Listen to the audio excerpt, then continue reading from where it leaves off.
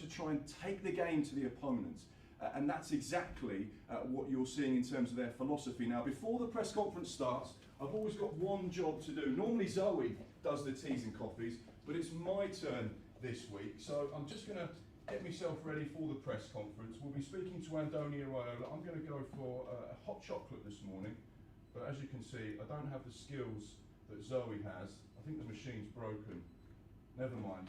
I'll get you, Julia and Matt, whatever you want in a bit. But what we're seeing from Andoni this morning will be team news updates. We'll get the very latest on Alex Scott, who had an operation this week, and we'll find out how he's going to try and replicate that same game plan against Arsenal, against Aston Villa at Villa Park this weekend. Now, the coffee machine's still not working, so we'll get the maintenance guy to have a look at that. But this is where Andoni Iraola will sit. He'll come into the press conference room. He's normally pretty punctual, about 9 AM. He'll sit at this top table, take all the questions from Sky Sports News, Premier League, and all the journalists that are gathered, and we'll find out exactly how he's going to find a way to beat Unai Emery's Aston Villa, who have been playing, of course, in the Champions League this week. Will they be tired for the game at the weekend? We'll have to wait and see what the Bournemouth boss says.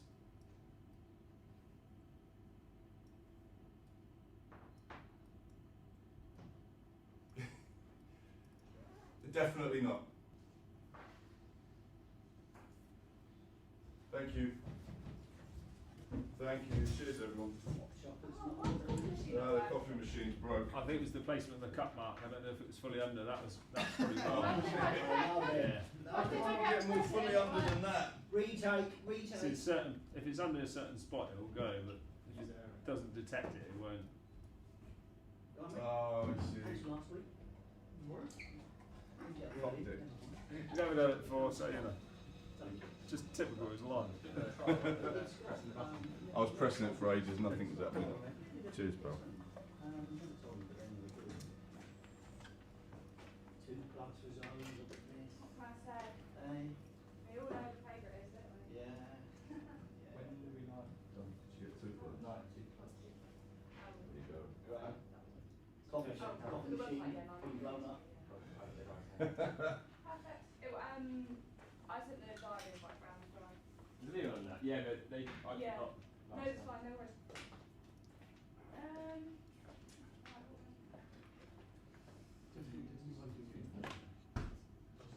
Did I listen to it? I did. It was fun. These are Nico's questions. Brilliant. Brilliant. Get out. You did. And I love these reactions. He made me laugh sometimes. Well, I'm not really good for it anyway. So thank you.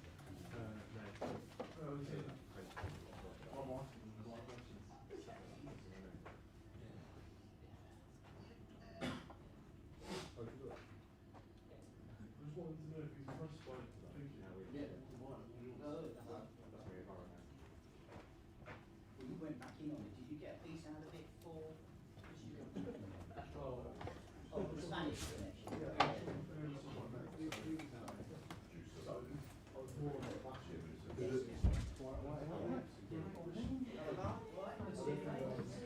Cheers.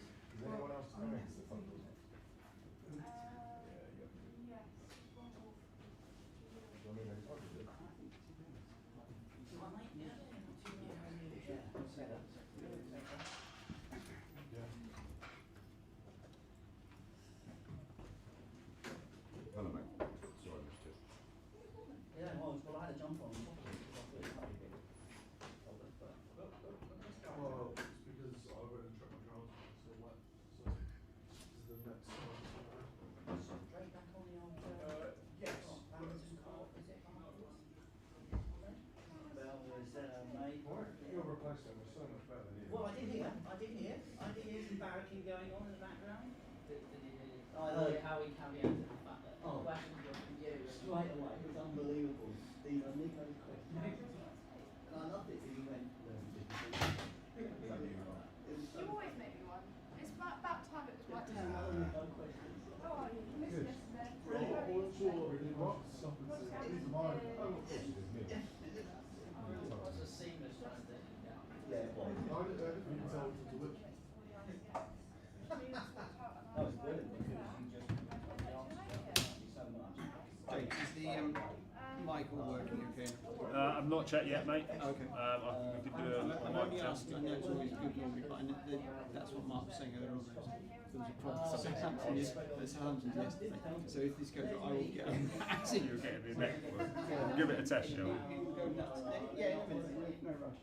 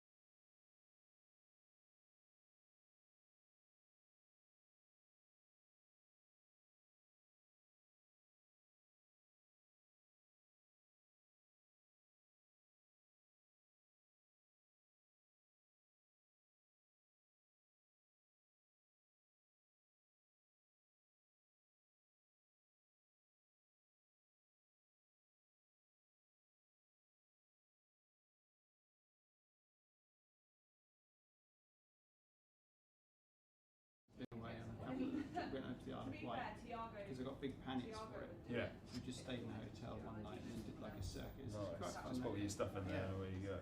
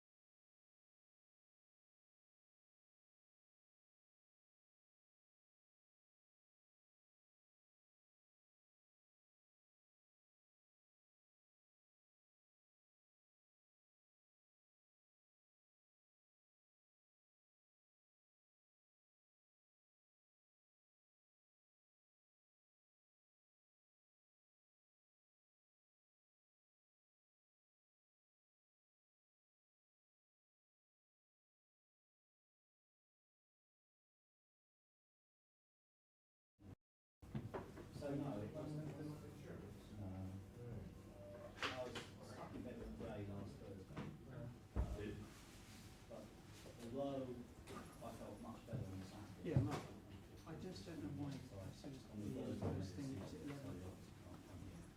I've muted the lights.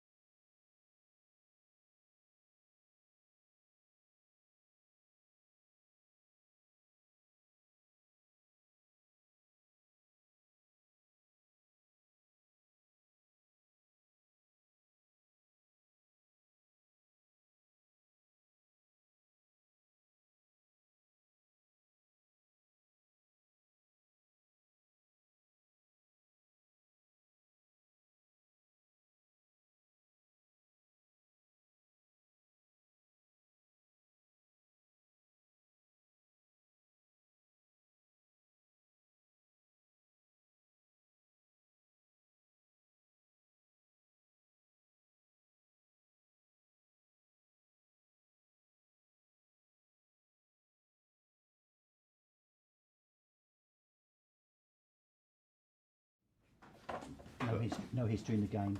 I'm Don't sure do he that. says it wasn't his idea, but It wasn't. It was the council's idea. Morning.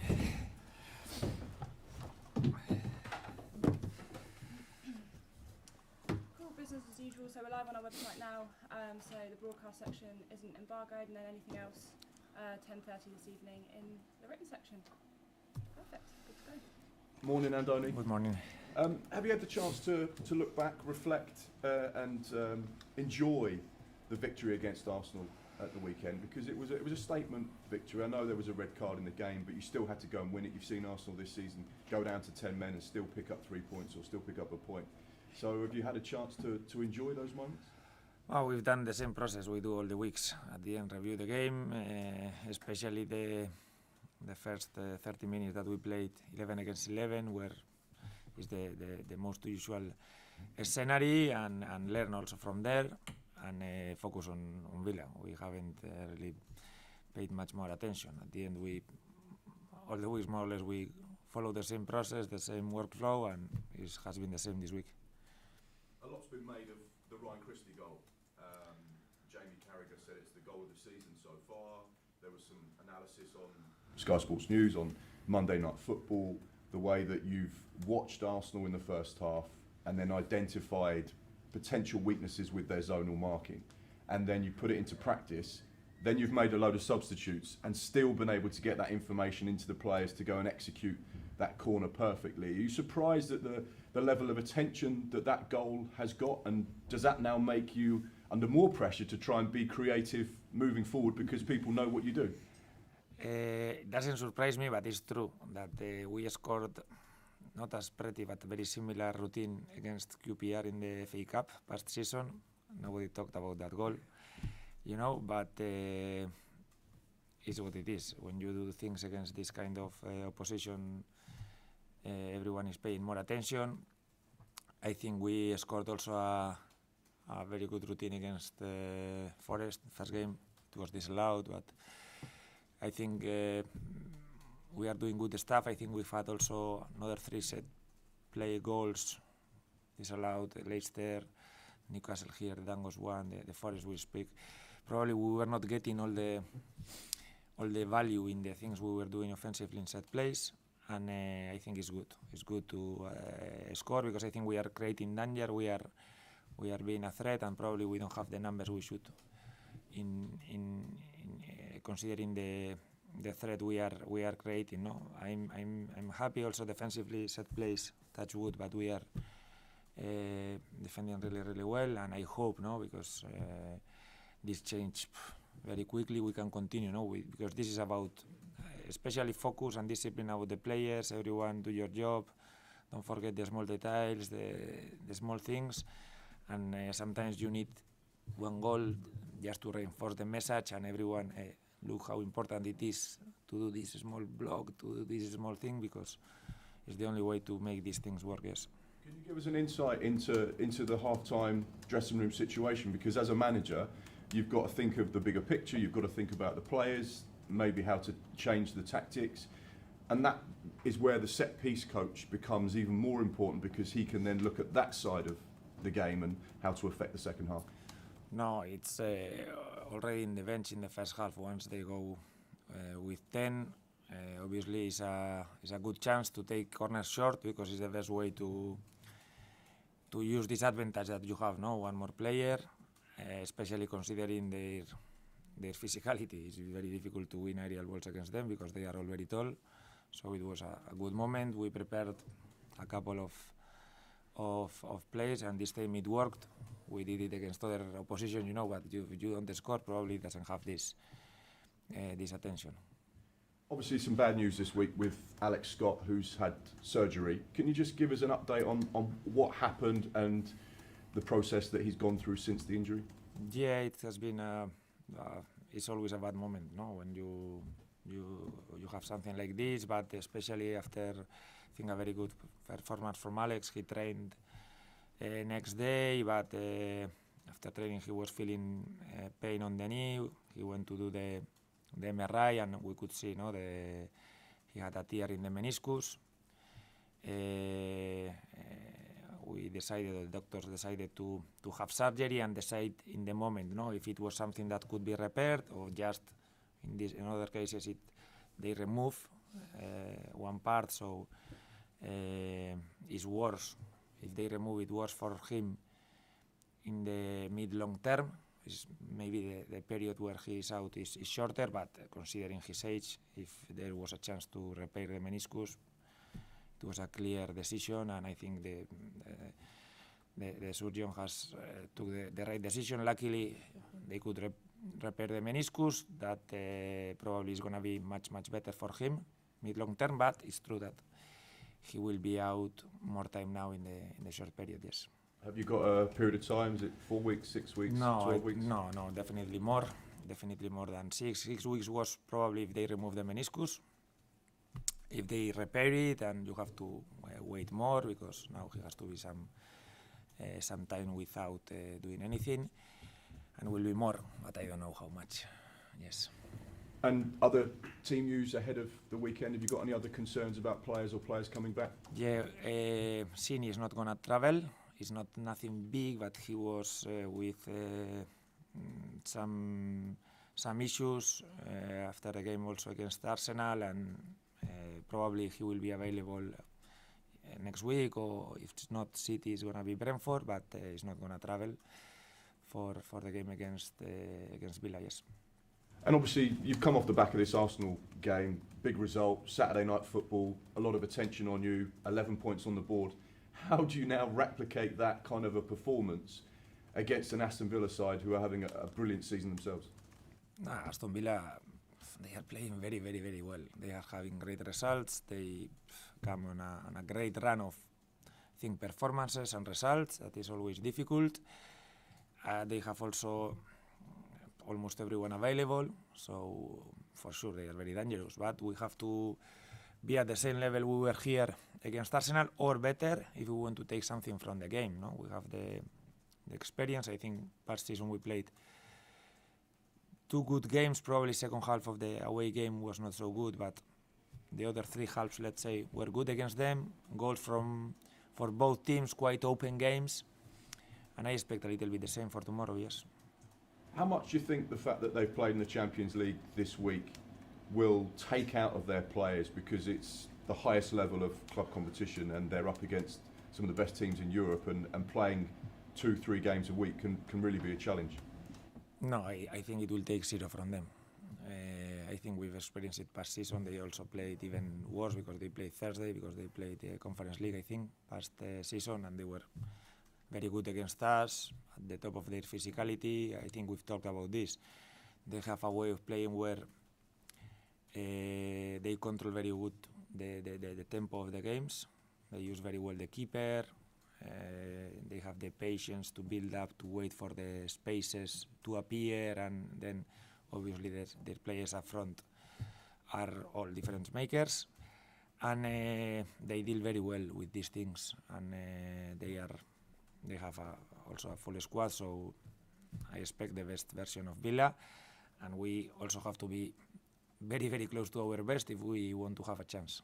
And just finally from me, you've got 11 points on the board after 8 games. At this stage last season, you had just 3 points on the board. What does that say about the progress you've made as a club, and how much you're looking to try and take the club to the next level and push forward? Yeah, obviously we know each other much better. I think everyone has more clear their roles, but it's still very early in the season. We've had quite logical results. If you change the Leicester points for the Arsenal points, probably we've been there where we wanted, or what was expected, but we have to continue, because now we're talking Villa, City, Brentford away. It doesn't get any easier, and if we want to continue there, we have to be very good. And now also we lose Alex, we lose Sini for tomorrow. We've been very, I would say, quite lucky until now with the injuries in this season, and now probably it will be a chance for other players also to help us. Yes. Thank you. Thank you. With Alex's injury, how well timed is it, if you like, that Tyler is now back in the squad? Oh, I don't know if it's one for the other. You know, it's not.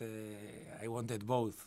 You know, but it's true that it's probably the best moment for Tyler, no, to start getting the minutes. I think he's feeling well. He's feeling confident in trainings. Is the most important thing after a long time with different issues. I think now I see him playing very freely, and I think he's ready to contribute straight away. Yes. How much can he contribute? Is he looking at sort of a half hour, 20 minutes, or could he play a half or longer? Obviously, he cannot play 90 minutes right now straight away after a lot of time out, but I think it's a matter of seeing the feelings he has, no? If one day plays 30, no issues, he can train next day normal, so we will go increasing or not, depending the needs also of the team, but he has not, nobody has told me, no, the restrictions are this and this, no, it's going to be a little bit like the feelings we all have, especially him. Marcos Senesi, there's talk in Argentina that the national coach is keen to recall him after a couple of years out. How impressive for you has he been over these 15 months? Marcos has been playing very, very well, and improving a lot, I think, since the beginning, no? Because I think the way we want to play, I think it fits very well with his strengths, and now you can see, no, that he's very comfortable, even going out of position sometimes. It's not easy for some centre backs to lose the position the same way he does, and keep the confidence and not be out of place. But he's very good in doing these things, and I'm sure. Obviously, he plays for a national team where they are world champions. You know, it's very difficult to get in their squad, but I think he has the level. I have no doubts, and I also know very well the Scaloni, the national team coach, and I'm sure if he calls him, he will be ready. Yes. Has he called you to ask you about him? No. We know each other because we did the UEFA batches together. We were in the same promotion, but no, we haven't talked recently. No. As far as the squad completely, I think you gave them, was it Monday off as a reward after Arsenal? Sunday. Do they ask for a day off, and how often do you say, yeah, go on then? No, sometimes I say not. I told them that even if we win Villa, even if we win City, we will be training next day because they spent already the one they had. But normally we don't change the plans. Sometimes I feel like maybe it's good they have some day off. You know, these things you start to feel, and you cannot do it every week. You cannot, there has to be a balance. But at least for the next weeks, they've spent the petition, yes. With Arsenal, City and Villa in 3 back-to-back games like that is a daunting prospect. Is there any benefit in having them so close together? Are there any sort of continuous themes that you can run in training? Particularly Arsenal and City seem so similar, but with Villa as well, does it help them at all? Normally you don't want to have them in a row, because you think, I can be 1 month without points, or what happened at the beginning of past season, you are playing all together and say, when are we going to win a game?